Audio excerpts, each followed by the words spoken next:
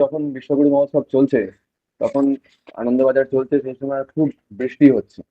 তখন যারা ওখানে আনন্দবাজারের দায়িত্বে আছেন, যারা পরিবেশন করছেন, তারা সবাই ঠাকুরের কাছে গিয়ে প্রার্থনা করছেন যে ঠাকুর এই বৃষ্টির মধ্যে কিভাবে সব সামাল দেবো, সব কাজ গোলমাল হয়ে যাচ্ছে। তখন ঠাকুর মানে তারা আর কি বৃষ্টি যাতে থেমে যায় সেই প্রার্থনা নিয়ে ঠাকুরের কাছে গেছেন। তখন তখন ঠাকুর বলছেন যে প্রকৃতির কিন্তু আপনাদের সঙ্গে কোনো শত্রুতা নেই, বরঞ্চ এই যে বৃষ্টিটা হচ্ছে আর এই যে প্রচুর লোক সমাগম হয়েছে, যা আয়োজন করা হয়েছিল তার থেকে তার 10 গুণ লোক সমাগম হয়েছিল। যখন আমরা এই ধরনের উৎসবের মানে ব্যাপারে পড়ি, তখন সেখানে আছে যে এই উৎসব না আগে হয়েছে না পরে হবে, এইরকম ব্যাপক আকার ছিল সেই উৎসবে। তো যা লোক সমাগমের আয়োজন করা হয়েছে তার 10 গুণ লোক সমাগম হয়েছে, কিন্তু তা সত্ত্বেও সবকিছু ঠিকঠাক ভাবেই হয়েছিল। তো ঠাকুর বলছেন যে এই যে এত মানুষ এসেছেন, তাদের সবার বাহ্য প্রস্রাব এই দুর্গন্ধে পুরো জায়গাটা দূষিত হয়ে উঠতো, কিন্তু বৃষ্টি হয়ে সেটা ধুয়ে আপনাদের সুবিধাই হবে এতে। প্রকৃতির সঙ্গে আপনাদের কোনো শত্রুতা নেই। আর যাতে বৃষ্টির মধ্যেও আপনারা ভালো করে কাজটা করতে পারেন, সেই রকম যোগ্য হয়ে উঠুন। তো শ্রী ঠাকুরের কাছে আমরা বিভিন্ন মানুষ বিভিন্ন কারণ আসি, বিভিন্ন সময় আমরা বিভিন্ন রকম প্রতিকূল পরিস্থিতির মধ্যে দিয়ে যাই, এবং আমাদের মনে হয় যে আমাদের এখন কোনো গুরু ধরা প্রয়োজন। তা না হলে আমি একা একা এই সিচুয়েশনটাকে পার করতে পারছি না। তিনি কোনো ম্যাজিক করে দেবেন, তিনি একটা কোনো জাদু করে দেবেন, তার ফলে আমরা এর ঊর্ধ্বে উঠে যাব এবং আমরা এখান থেকে বেরিয়ে আসতে পারবো, এইরকম খারাপ পরিস্থিতি থেকে বেরিয়ে আসতে পারবো। কিন্তু যখন শ্রী শ্রী ঠাকুরের মতো কোনো প্র্যাকটিক্যাল গুরুর সংস্পর্শে আমরা আসি, তখন আমরা বুঝতে পারি যে তিনি দেখাবেন কাজটা করতে হবে আমাদের। তিনি আমাদেরকে সব থেকে সহজ এবং সব থেকে সুন্দর এবং সব থেকে কম সময়ে কিভাবে খারাপ পরিস্থিতি থেকে বেরিয়ে আসতে পারি সেই পথটা দেখিয়ে দেবেন। কিন্তু সেখানে থেকে কাজটা করতে হবে আমাদেরকে, কাজটা আমাদেরকে একদমই করতে হবে। এবং যদি আমরা এই কাজটা করি, যদি পুরুষকারের উপর তখন জোর দিই, তখন আস্তে আস্তে দৈবকেও আমরা নিজের নিয়ন্ত্রণে আনতে পারি। এবং যদি টার্গেট থাকে যে দৈবকে নিয়ন্ত্রণ করবো, মুক্ত সব বিভিন্ন ঠাকুরকে কেন্দ্র করি, ঠাকুরের ছবির সামনে বিভিন্ন রকম আলোচনা হয়, তখন আমরা শুনি এই ধরনের আলোচনা যে ঠাকুর কাছে প্রার্থনা করা হয়েছে যে খুব বৃষ্টি পড়ছে, জামা কাপড় শুকোচ্ছে না, ঠাকুর বৃষ্টি থামিয়ে দিয়েছেন, এই ধরনের আলোচনা শুনি আমরা অনেক সময়। কিন্তু আদতে ঠাকুর ঠিক এই ধরনের ব্যাপার স্যাপার পছন্দ করতেন না। শ্রী ঠাকুর বারবার বলেছেন যে প্রকৃতির ওপর হাতে যেও না। ঠাকুরের বাণীও আছে এবং ঠাকুরের আলোচনার প্রসঙ্গে বা এই ধরনের জায়গায় আছেও যে যদি এই ধরনের কোনো ক্ষমতা কারোর থেকেও থাকে যে প্রকৃতির ওপর এত নিয়ন্ত্রণ যে যা বলছে তাই হচ্ছে, তবুও প্রকৃতির উপর হাত দেওয়া উচিত নয়। তা ঠাকুরকে কেন্দ্র করে ঠাকুরকে নিয়ে চলতে আসতে এগুলো আমরা বুঝতে পারি। এবং আস্তে আস্তে এটাও বুঝি যে ঠাকুরের পথই হচ্ছে একমাত্র পথ। তার আগে নিজস্ব যত যুক্তি বুদ্ধি যত আছে, সমস্ত কিছু কাজে লাগিয়ে দেখার পরে আস্তে আস্তে আমরা বুঝতে পারি যে প্রথম থেকেই যদি শুধু ঠাকুরের কথা অনুযায়ী চলতাম, প্রবৃত্তির মোহটাকে কাটিয়ে, প্রবৃত্তির নেশা থেকে বেরিয়ে, তাহলে হয়তো এতটা ভোগান্তি সহ্য করতে হতো না, এতটা ভোগান্তি পোহাতে হতো না। যাই হোক, আমরা আস্তে আস্তে বুঝতে পারি, এবং যখন বুঝতে পারি তখন আমাদের শ্রী ঠাকুরের প্রতি টান আরো বাড়তে থাকে। এবং এই টান যখন বাড়তে থাকে তখন আমাদের ভবিষ্যতে চলাটা আরো মসৃণ হতে থাকে। আমি এখন কৌশিক দাকে অনুরোধ করবো যে কৌশিক দা আমাদেরকে এই বিষয়ে কিছু আলোকপাত করে।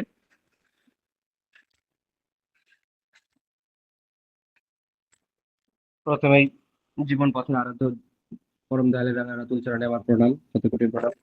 এবং কৃষ্ণ পরিবারের প্রতি প্রত্যেকে যেখানে আছেন প্রত্যেককে আমার সশ্রদ্ধ প্রণাম। এখানে উপস্থিত এখানে উপস্থিত মায়েদেরকে আমার আন্তরিক শ্রদ্ধা এবং জয়গুরু। তারা আছেন প্রত্যেকেই, এবং আমার অটোকাট প্রত্যেকেই আমার আন্তরিক শ্রদ্ধা এবং জয়গুরু জানাচ্ছি। যদি কোনো আমার বন্ধুস্থানীয় ব্যক্তির সাথে আমার যদি কোনো মতের পার্থক্য হয়, আমার সাথে যদি কোনো বিরোধ বা তৈরি হয়, তখন আমাদের করণীয় কি? খুব প্র্যাকটিক্যাল একটা জীবনের উদাহরণ তিনি দিয়েছেন। কিরকম? তার সঙ্গে আগে বাক্যালাপ করা, যে কষ্টের জন্য মনের মধ্যে যে দূরত্ব হয়েছে, মনের মধ্যে যে বিদ্বেষ তৈরি হয়েছে, হয়তো একটা তো দেশ তৈরি হয়, রাগ বলে যেটাকে। রাগ হলেই দেখবে একটা জায়গায় তৈরি হয় যে তাদের সঙ্গে একটা ফাঁক বা অন্তর তৈরি হয়। তখন মনে হয় তার সাথে কথা বলার দরকার নেই। হ্যাঁ, সে কিছু চাইলে না দিলেও হয়, তার কাজটা করে দেওয়ার দরকার নেই। এরকম রাগে অনেক সময় হয়তো বন্ধুত্ব খারিজ করতে না বলার বলেছেন শ্রী শ্রী ঠাকুর। তার মানে তার জন্য যে করণীয় কি কি? তার জন্য প্রথমেই মনের ভাব যে বিপরীত যে ভাব, সেই ভাবটাকে দূর করার নির্দেশ দিচ্ছেন। কিরকম বলছেন দূর দূর করতে হবে? প্রথমেই তার প্রতি সেবা করতে হবে, কারণ সেবা যখনই করব মনের মধ্যে দিয়ে, তার সাথে বাক্যালাপ যখন করব, তখন মনের মধ্যে খারাপ ভাবে করা যাবে না। তো এটাও একটা বিরাট বিষয় যে বাক্যালাপ মানে এরকম ব্যাপার যে রেগে রেগে কথা বলছে, হ্যাঁ, কথা ঠাকুর শ্রী ঠাকুর তো বলেছেন বাক্যালাপ করতে। রাগ রেগে মনের মধ্যে রাগ পুষে রেখে কথা বলছে। মনের মধ্যে রাগ আছে, তাকে বেশ ডবল মিনিং কথাবার্তা, হ্যাঁ মানে খোঁচা দিয়ে কথাবার্তা বলছে। এটাও কিন্তু শ্রী ঠাকুর এখানে নির্দেশ দেয়নি। বাক্যালাপ মানে মন খুলে বাক্যালাপের কথা বলেছেন। তার মানে কি, হৃদয়ের মধ্যে যত ভালোভাবে তাকে মানে তার সাথে পরিবেশন করা যায়, তার সাথে মনের কথা বা তার পরিবেশের কথা যেটা নিয়ে তার সাথে আলাপ করা যায়, সেই বিষয়টাতে মনে আনন্দ নিয়ে কথা বলতে বলেছে। এই আনন্দটাই হচ্ছে এখানে বিষয়, কারণ ওর মধ্যে দিয়ে আমাদের যে মনের মধ্যে যে বা দুঃখের সময়, চিন্তার সময় এর মধ্যে এসেছিল, সেইটাকে দূর করার জন্য।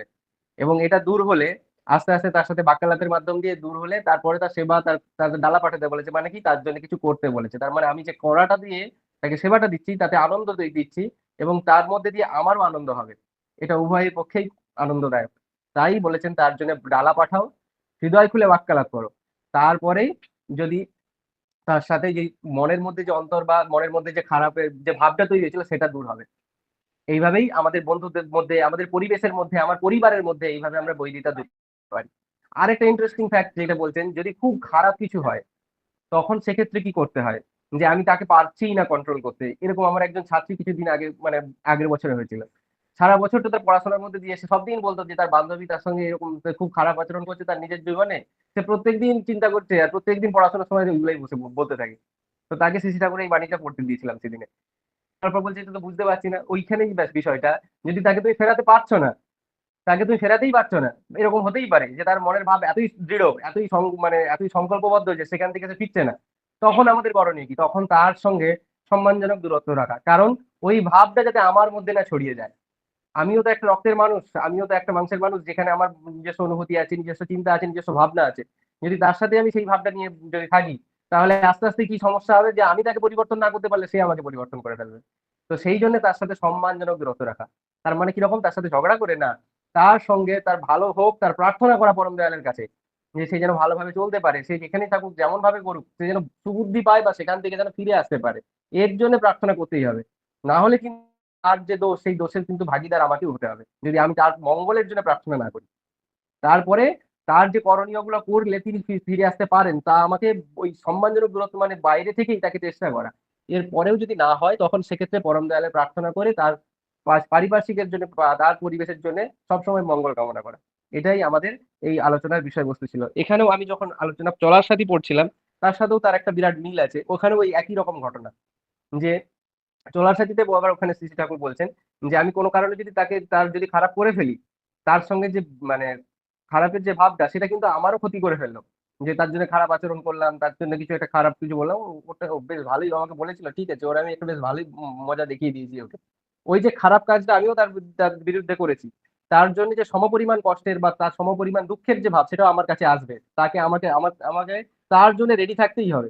এবং ওটা কখন দূর হতে পারে, যদি আমি আবার তার জন্যে, তার ভালোর জন্য কিছু যদি করতে চেষ্টা করি, তার যে ফল, কর্মফলকৃত ফল, সেটা আমাকে পেতেই হবে। কিন্তু পরবর্তীতে তার জন্য আমি শান্ত বা মানে আমার মনের মধ্যে শান্ত ভাব আসবে, আমার মনের মধ্যে শিষ্ট ভাব আসবে, সত্য ভাব আসবে। এইটাই হচ্ছে বিভিন্ন ভাবে আমরা যে পরিবারের মধ্যে বন্ধুত্বতা খারিজ করে দিই বা মানে বিভিন্ন ধরনের যে বৈরী ভাবে তৈরি করি, মানে নেগেটিভ ভাব চিন্তা তৈরি হয়, মানুষের মধ্যে সম্পর্কের ছিন্ন হয়ে যায়। এই সবগুলোর মধ্যে একটা বেশ সুন্দর সুন্দর টানাপোড়েন এগুলো আছে, এবং এইটারই সমাধান শ্রী শ্রী ঠাকুর ওইখানে দিয়েছে। যে তাকে, তার সাথে মন খুলে কথা বলা, তার মনের মধ্যে ভালো ভাব রেখে তার জন্য কিছু করা, এবং তিনি যদি সেখানে ভালো হতে পারেন তার জন্য তাকে চেষ্টা করা, এবং তারপরেও যদি না হন তখন তার সাথে সম্মানজনক দূরত্ব রেখে তার মঙ্গল কামনা করা, এবং তিনি কিভাবে ফিরতে পারেন তার জন্য বাইরে থেকেই চেষ্টা করা। এটি ওখানে আলোচ্য বিষয় ছিল। আজকে যখন মা এসছেন আজকে পড়ছিলাম, আমি একবার বলেছিলাম যে একটা আলোচনাতে যে আপনি সঙ্গটা একবার পড়ার কথা।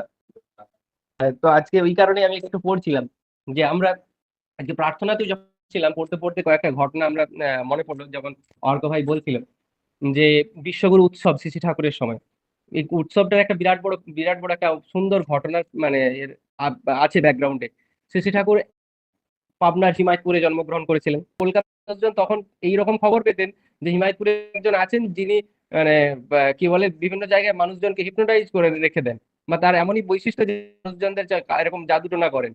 এবং শ্রী শ্রী ঠাকুরের মায়ের সম্পর্কে এই মানে মানে অপবাদ ছিল আর কি, অপপ্রচার ছিল। তো এই সময়ে যারা শ্রী শ্রী ঠাকুরের ভক্ত হয়েছিলেন বা তারা যারাই তার সঙ্গে তাকে ভালোবেসেছিলেন, তার সঙ্গে ঘুরতেন, বিভিন্ন বিষয়ে তাদের সমাধান করে দিতেন। কি কি আজকে করলে কি হবে, কালকে কার কোনটা কি সমাধান হচ্ছে, কি খেলে হবে, কার কি শরীর খারাপ, এই সবই বেশিরভাগ মানুষ আসতেন। খুব কম মানুষজনের সাথে কথাবার্তা হতো আমাদের জীবন কিভাবে চলবে, আধ্যাত্মিক জীবন কি, চরিত্র কি, সমাজ রাষ্ট্র এসব নিয়ে তার ভক্তদের সামনে যারা থাকতেন তাদের সাথে কথাবার্তা কিভাবে আমাদের হবে।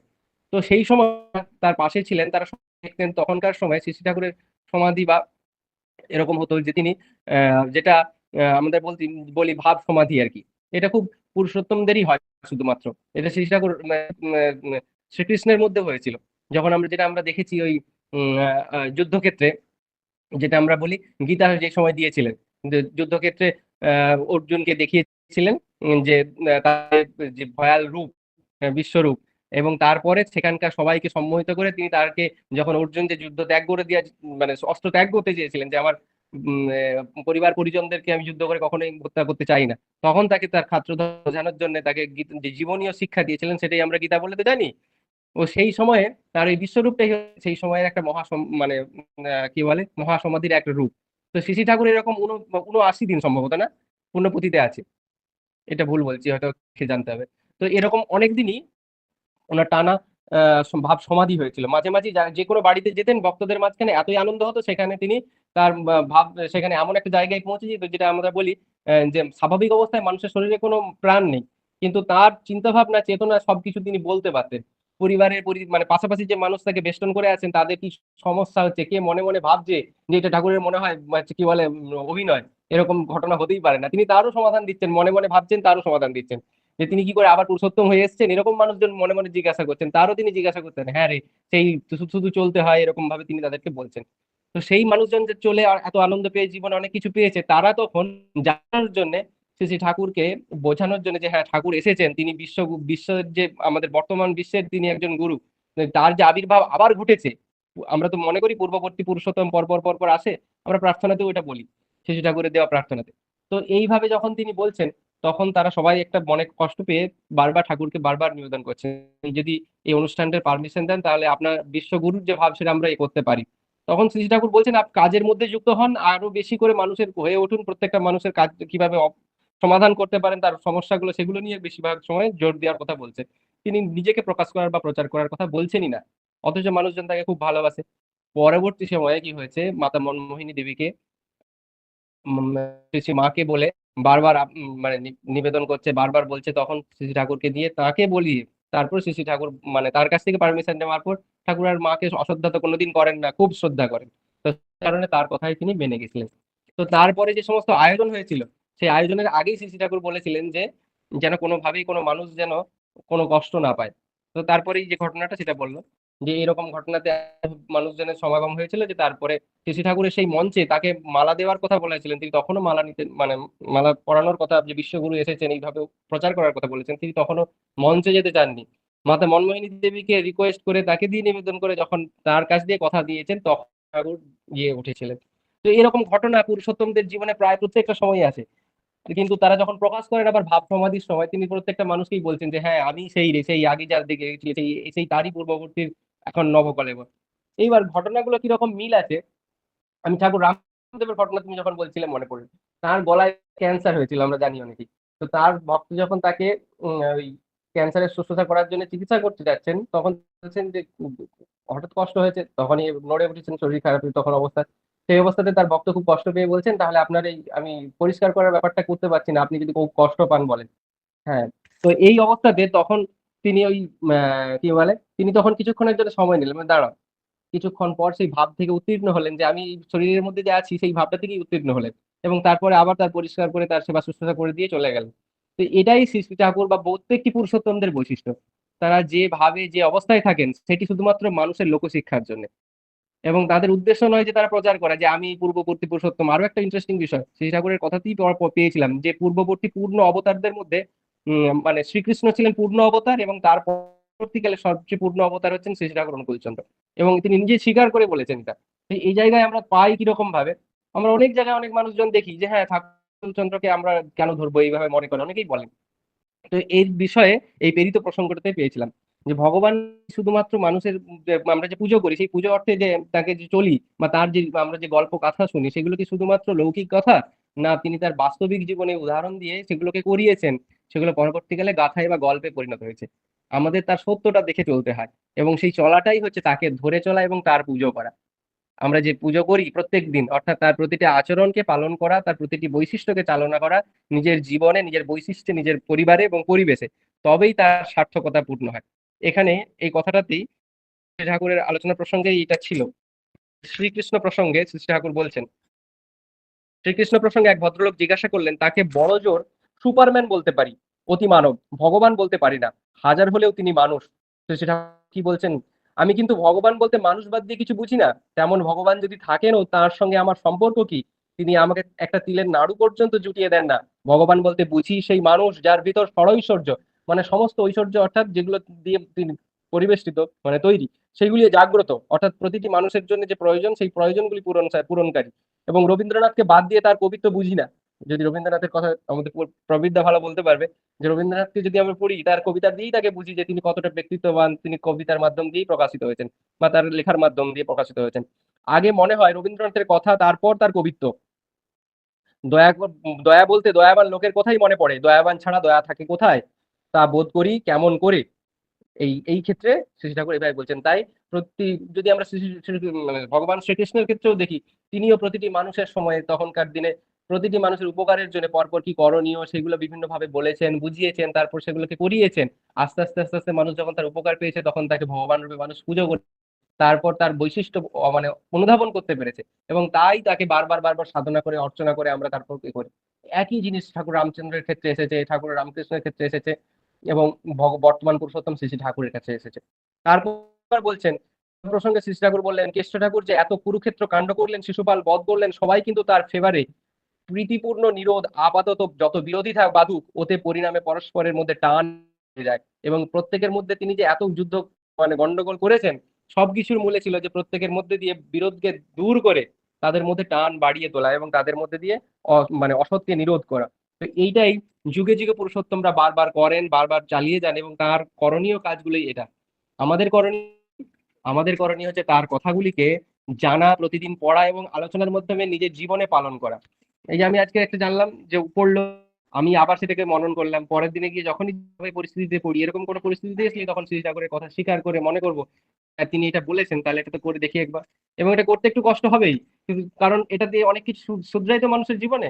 তাই প্রথম দিকে মনে হবে যেন এটা কি হয়, এখনকার দিনে অ্যাপ্লাই করা যায়, কিন্তু যখন অ্যাপ্লাই করবো আস্তে আস্তে আস্তে তার রেজাল্ট ঠিকই পাবো, কারণ সেটা চিরন্তন সত্য। তাই পুরুষোত্তমদেরকে সত্যের প্রচারক বলা হয়, তাই তাদেরকে সত্য প্রচারক রূপে বারবার মানুষজন শ্রদ্ধা করে, সম্মান করে, এবং তাকে পূজন করে চরিত্রগত করার চেষ্টা করে।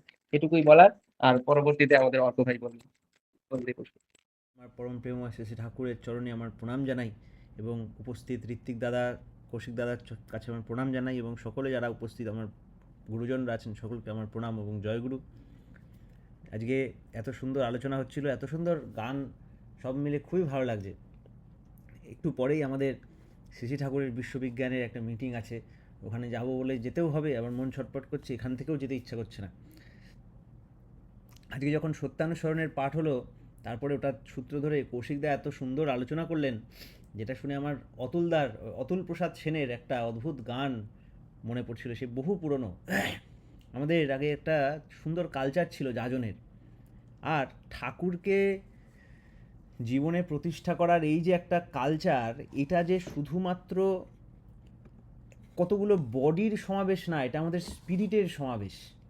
শ্রী শ্রী ঠাকুরের একটা বাণী আছে, where there is matter there is spirit, without spirit matter is nothing, but matter is matter with spirit.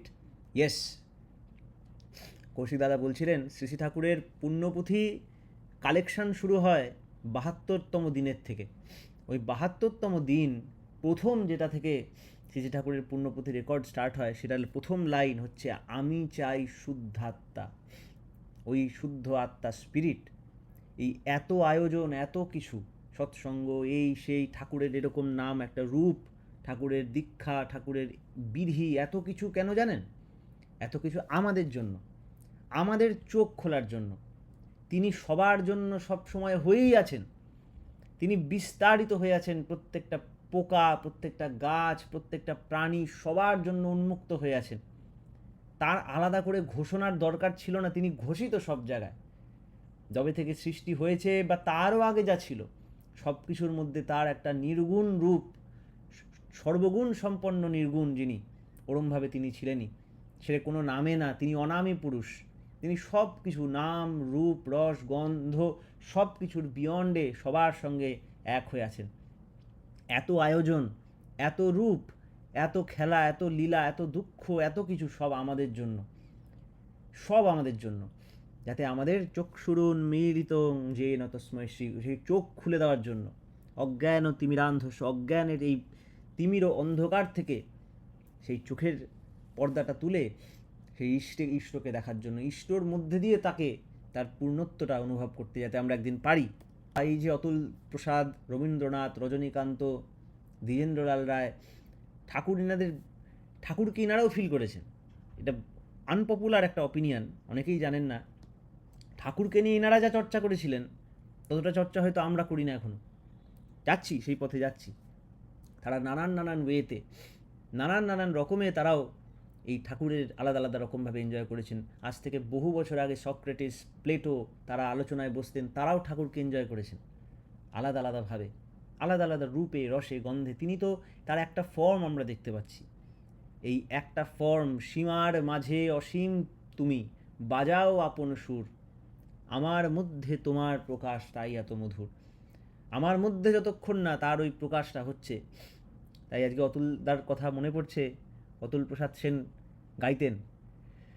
আজকে যে সত্যানুসরণের যেটা নিয়ে আলোচনা হচ্ছে, এই সত্যানুসরণের গানটা নিয়ে এই বিষয়টা নিয়ে একদিন অতুল প্রসাদ সেনের একটা গান, যে যারা তোরে বাসলো ভালো, যারা দিল প্রাণে ব্যথা, যাবার আগে বন্ধু জেনে সবার পায়ে নোয়াও মাথা, যাদের তুই পর ভাবিলি, যাদের চোখে জল আনিলি, ক্ষমা চেয়ে সবার পায়ে জানা রে আজ প্রাণের কথা। তারপরে বলছিলেন, জীবনে যা পাবার ছিল, না, জীবনে যা পাবার ছিল, সবাই তোরে তাই তো দিল, যা পেলি তার চরণ ধুলি, আর তবে তোর ভাবনা কোথা। তাহলে যা কিছু পেয়েছি সবটা তার চরণধুলি বিষয় হিসাবে যদি আমি নিই, সব কিছুকে নিয়ে যদি তার চরণে সমর্পণ করি, এই কি ওয়ার্ডটা ছিল এই পুরো গানের মেসেজ। আমরা পঞ্চানন সরকারের গানে পাই যে, ময়লাতে ঘর আছে কি বোঝাই, থাক না তাতে ভাবনা কিছুই নাই, তোর মন্দ ভালো পূজার ডালি তারই পায়ে ঢালো। যে বাজে ভালো যা কিছু নিয়ে আমি, এই সবটা নিয়ে আমি তার পায়ে দিয়ে, যে সবটা, যে এই যে যা পেলি তার চরণ ধুলি, আর তবে তোর ভাবনা কোথা, তাই না? পাবার বাকি আছে যাহা, পাবি না তুই হয়তো তাহা, খুলিস নার খেয়ার ঘাটে, পাও না দেনার জমার খাতা। এই জায়গাটা শুনে, এই পুরো গল্প, এই গানটা শুনলে আমার ঠাকুরের ওই দিনের কথাটা মনে পড়ে যায়। শ্রীজি ঠাকুর একদিন ছোটোবেলার কথা মনে করে বলছেন যে, আমারও ইচ্ছা করে মাঝে মাঝে ঝগড়া করতে, বাজে কথা বলতে, রাগ হয়ে মাথা ওই বোম হয়ে যায়, কিন্তু পরক্ষণে ইনস্ট্যান্ট মনে হয় এটাই যদি আমাদের শেষ দেখা হয়। তিনি পরমপিতা, তিনি সবাইকে ধরে রাখতে পারেন, কিন্তু সবাইকেও এটা ইন্ডিপেন্ডেন্স দিয়েছেন, সবার মধ্যেও সেই উপভোগ করছেন জীবনটাকে, তাই সবার মধ্যে এতটুকু একটা ইন্ডিপেন্ডেন্স দিয়ে দিয়েছেন। তুমি শয়তানকেও চুজ করতে পারো, আমাকেও চুজ করতে পারো, তুমি মরতেও চাইতে পারো, বাঁচতেও চাইতে পারো। কেউ যদি ওই ভুল চাওয়া দিয়ে যদি মৃত্যুর দিকে এগিয়ে যায় আর ঠাকুরের থেকে আলগা হয়ে যায়, ঠাকুর ভগবান হয়েও তো মানুষ। এই যে কৌশিকদা যে বললেন হাওয়ার নাড়ু, তিলের নাড়ুও দেয় না, ওরম ভগবান তো ভগবান না, ভগবান ভজমান। তাই ঠাকুর বলতেন, যদি আমায়, এটা আমার শেষ দেখা হয় কি কষ্ট লাগবে। আমার মনে আছে, আমার এক জেঠু, তাদের সাথে আরেকটা জেঠুদের খুব ঝগড়া ছিল। এবার সেই এক জেঠু যখন মারা যায়, আরেক জেঠুর তখন এসে সেই যে লস, যারই দোষ হোক, দোষ হয়তো ওদেরই বেশি ছিল যে মারা গেছে, কিন্তু এই যে ঝগড়া কেন করেছি বা এই যে একটা অনুতাপ, এই অনুতাপের কোনো মানে এটা এটা কোনো টাকা কি হার জিত নেই এর মধ্যে। অর্জুন বলেছিলেন অর্জুন বিষাদ যোগে গীতাতে, যে এই যুদ্ধটা তো হয়ে যাচ্ছে, কিন্তু যুদ্ধ হয়েও তো মানে আলটিমেটলি জিতছি না আমি। আবার দ্রৌপদীর একটা কথা ছিল এখানে, দ্রৌপদী যুদ্ধ টুদ্ধ করে যখন দেখছে অভিমন্যু মরে গেল, যখন দেখছে এরকমভাবে এরকম ক্ষতি হচ্ছে, তখন বলছে কৃষ্ণ আমি তো মানে এরম মানে ভাবিনি। তখন কৃষ্ণ বলছেন তুমি যখন ওরম চ্যালেঞ্জের পর চ্যালেঞ্জ ছুটছিলে, তুমি কি ভাবছিলে যুদ্ধতে শুধু ওদেরই ক্ষতি হবে? অদ্ভুত ব্যাপার। তুমিও কি মানে ও মেরেছে তখন তুমি কি নিরাকরণের চেষ্টা করেছো? তুমিও তো চেয়েছো বদলা, সেটা ইষ্টানুকূল বদলা চেয়েছো কি? তার পরিণাম নেই। আমি তোমাকে হেল্প করছি, এটারও আমার পরিণাম দিতে হবে। কষ্ট পাবো না? হ্যাঁ পাবো তো, কিন্তু ধর্মের জয় হবে, ধর্মেরই জয় হবে, কারণ ধর্মই সবাই মিলে আমরা একসাথে বেঁচেই থাকতে চাইছি, যাতে বড় বড় পরিসরের কল্যাণ হয়, সেটা আমরা সবাই মিলে চাইছি। সকলের মিলিত ইচ্ছাই পরমপিতার, সকলের মিলিত কর্মফল হচ্ছে পরমপিতার ইচ্ছা। আর এই আমি মানুষ পরমপিতা আমার এই বিষয়ে হাত বাঁধা, কারণ এইখানে আমি চাইছি, ওইখানেও আমি চাইছি, ওই চাওয়া এই চাওয়ায় মিললে তবেই আনন্দ, তবেই সুখ। আনন্দ তো আছেই, এই চাওয়া ওই চাওয়া মিললে তবেই আর সুখ। সেই সুখেরই খোঁজে তুমি আছো আমার সখী। তাই শ্রী ঠাকুরের সাথে যত আমরা টিউনড হব, তত আমরা বিধির সাথে টিউনড হব। আর এই বিধির সাথে টিউন যত লার্জার পরিসর হতে পারবে, যত বহুতে এটা হবে, তত সবার মধ্যে সেই একতানতা, একটা তান, গানের যে তান হয়, রবীন্দ্রনাথ লিখেছেন যে আমি কান পেতে রই, ওই গানটায়, যে মাঝে মাঝে তার বারতা, আমার ভাষায় পায় কি কথা রে, সে যে আমায় জানি পাঠায় বাণী, গানের মাঝে লুকিয়ে তারে। এই যে এটাকে তিনি বলেছিলেন তান, আমার মধ্যে তোমার প্রকাশ তাই এত মধুর। এই সম তান, আমার মধ্যে তার মতো তান যদি আসে, তার মতো তান আসে, তাহলেই আমি সম তান বা সন্তান, তখনই আমি সার্থক সন্তান। ছেলে হয়েছি, বাচ্চা আমি, কিন্তু সন্তান হয়েও সন্তানের ধর্ম কতটা পালন করেছি? করতে হবেই। যতদিন না করব ততদিন খেলা চলবে। তাই তখন অতুল প্রসাদেরই যখন এই টাইমে এরকম একটা রিয়েলাইজেশন হয়েছিল, হয়ে তখন এরকম লিখেছিল, যা হয়েছে আর আর আমি হিসাবের খাতা খুলতে চাই না, যা হয়েছে আমি সবটা নিয়ে তার সব নিয়ে তার চরণ ধুলি, আর ভাবনা কোথা, তো পুরোটাই আমি তোমার কাছে সমর্পণ করলাম। ভালো বাজে ঠিক আছে, সবাই ভালোই চায়, ভালোই চায়, জানে না কিসে ভালো হয়, এটাই প্রবলেম। ভালোই চায়, ঠিক আছে, যা হয়েছে হয়েছে, আসো আমরা সবাই আনন্দে থাকি। এই মুডটা, এটা আমি দেখেছি সেই জেঠুটার, যখন তার এক ভাই চলে গেল, ওই জেঠুর কত ঝগড়া দ্বন্দ্ব, কে জিতেছে কে হেরেছে আর মাথায় নেই তখন। তখন শুধু আসো আসো আসো, আমরা মিলিত হই এক জায়গায়। কিন্তু ওই এক জায়গার ছত্রটা কেউ খুঁজে পায় না, সারা জীবন ধরে জন্ম জন্মান্তর ঘুরে বেরিয়ে বেরিয়ে খুঁজে বেড়াই। সেই একটাই হচ্ছেন এই মানুষটা, যে মানুষটা মধ্যে কোনো, যে মানুষটার জন্ম থেকেও জন্ম নেই, যে মানুষটার মৃত্যু থেকেও মৃত্যু নেই, সবই যেন একটা কন্টিনিউইটি। সর্বদেব ময়ো গুরু কালে না নবচ্ছেদাত, কাল দ্বারা আবদ্ধ নন তিনি, টাইমলেস, তিনি কালান্তকা, ত্রিপুরান্তকা। সেই পরমপিতা, তার মূর্ত প্রতীক শ্রী ঠাকুর অনুকূলচন্দ্র, বাস্তব মূর্ত প্রতীক। কী করে বুঝি কেউ পূর্ণাবতার কী অবতার, সব বোঝার বুদ্ধি আমাদের কারো নেই, কিন্তু একটা জিনিস দেখার আছে, ফুলফিলমেন্ট। এরকম পূর্ণ একজন পরব্রহ্মের টেস্ট পাওয়া মানুষ আমাদের স্তরে এসে আমাদের সেবা দিচ্ছে, আমাদের এই ছোট ছোট জিনিস সব কিছু নিয়ে তিনি মেতে রয়েছেন, এটাই প্রমাণ তিনি ভগবান। বলে যে পাঁচিলের ওপারে দেখে নিয়েছে সে আর ফিরে আসে না, এটা উপনিষদের গল্প। ব্রহ্মকেই জানতে গেছে, পাঁচিলের ওপরে দেখেছে, ওপারে গেছে আর ফিরে আসেনি, কিন্তু পুরুষোত্তম সেই সগুণ ব্রহ্ম, যিনি ওপারটা দেখেও এপারে এসে গেছেন। তা তিনি পার করার কোনো তার ইয়ে নেই। ঠাকুর যেটা নিজে গানে লিখেছেন, যে ধর্ম অর্থকাম সকলই ত্যায্য মোক্ষেরও মুখে ছাইরে, এটা ভগবানই বলতে পারে। তিনি মোক্ষের আকর্ষণ থেকেও মুক্ত, তিনি মুক্তির ইচ্ছার থেকেও মুক্ত, তাই তার কোনো দ্বিতীয় হয় না। লাস্ট একটা কথা বললেই নয়, একটা গান আমরা বহুত শুনেছি, সবাই অনেকে শুনেছি, গানটা রবীন্দ্রনাথ ঠাকুরের লেখা, না চাহিলে যারে পাওয়া যায়, পেয়া গিলে আসে হাতে। আগে আমি ভাবতাম এটার মানে যে না চাইতেই যাকে পেয়ে গেছি, আসলে তা না। পরে বুঝতে পেরেছি না চাহিলে মানে যখন এই সমস্ত চাওয়ার নির্বাণ প্রাপ্তি হয় তার চরণতলে, যখন আমার সমস্ত চাওয়া তাকে নিয়ে, সমস্ত চাওয়া চাহনি সব কিছু শুধু তিনিময় হয়ে আছেন, যখন তার ওটাই চাওয়ার নির্বাণ, তৃষ্ণার একান্ত নির্বাণ, মহাচেতন সমুত্থান, তখন আমার সমস্ত চাওয়া পূর্ণ হয়ে তন্ময় হয়ে থাকি। এরকম হয়েছিল হনুমানের, এরকম হয়েছিল হাতে গোনা কিছু ভক্তের, এবং আমাদেরও সবার যাতে সেই ভাব আসে, আমরা যেন সার্থকতা অনুভব করি সেরকম, এবং সবাই সকলে মিলে আলিঙ্গনে আবদ্ধ হয়ে আনন্দে বর্ধনের পথে এগোতে পারি। আমার ঠাকুরের কাছে এই প্রার্থনা, আমরা সবাই আনন্দে আসুন, সবাই শ্রী ঠাকুরের কাজে যোগ দিন। ঠাকুরের হিমায়তপুরের দিন কোনো দিন শেষ হয়নি, ওটা চলছে, ও আজও চলছে। সবাই আসুন, এই কাজে যুক্ত হন এবং যুক্ত হয়ে আরও মানুষকে যুক্ত করে তুলুন। বন্দে পুরুষোত্তম।